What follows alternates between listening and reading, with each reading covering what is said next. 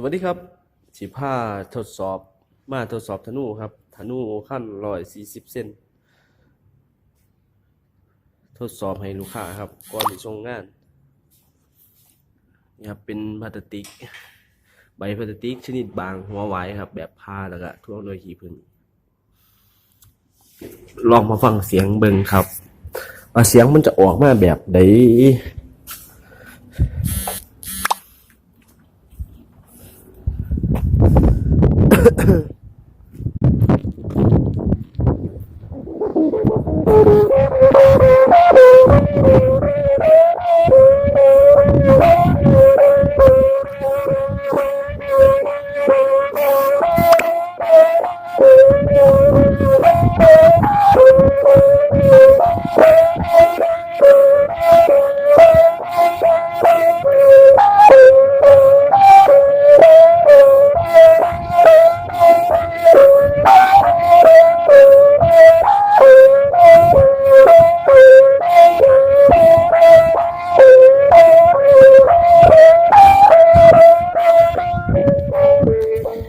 โอ้โห